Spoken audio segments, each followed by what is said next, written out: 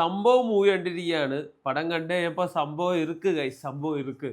അപ്പോൾ നമ്മുടെ മലയാള സിനിമയിൽ ഈ ടൈം ട്രാവൽ മൂവി അതുപോലെ ടൈം ലൂപ്പിലൊക്കെ പറഞ്ഞ മൂവീസൊക്കെ വളരെ കുറവാണ്.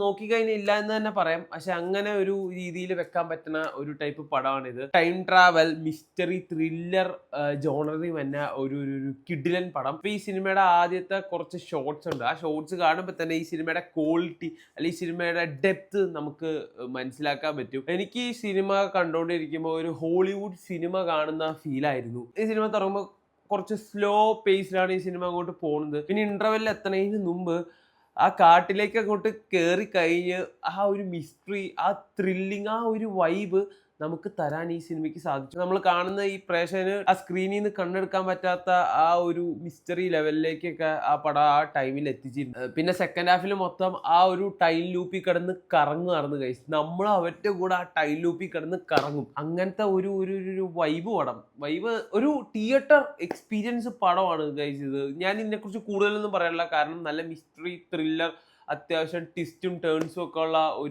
ഒരു പടമാണ്. അപ്പോൾ കൂടുതലൊക്കെ പറഞ്ഞാൽ സ്പോയിലർ ആയി പോവും. നിങ്ങൾ ഈ ടൈം ട്രാവൽ മൂവീസ് അതുപോലെ മിസ്റ്ററി നല്ല കിടിലൻ ത്രില്ലർ മൂവീസ് ഒക്കെ ഇഷ്ടപ്പെടുന്നുണ്ടെങ്കിൽ നിങ്ങൾ ഡെഫിനറ്റ്ലി ഇതിന് ടിക്കറ്റ് എടുത്ത് കാണുക. അപ്പൊ ഗൈസ് ഒരു ചെറിയ പടമാണ്, വലിയ സ്റ്റാർ കാസ്റ്റോ അങ്ങനെ കുറെ ആൾക്കാരൊന്നും ഇല്ല ഈ സിനിമയിൽ. അപ്പൊ നിങ്ങൾ ഈ സിനിമ തിയേറ്ററിൽ എന്തായാലും മസ്റ്റ് ആയിട്ട് ഒന്ന് പോയി വാച്ച് ചെയ്യുക, എന്നിട്ട് അഭിപ്രായം ഒന്ന് കമന്റ് ചെയ്യാട്ടോ.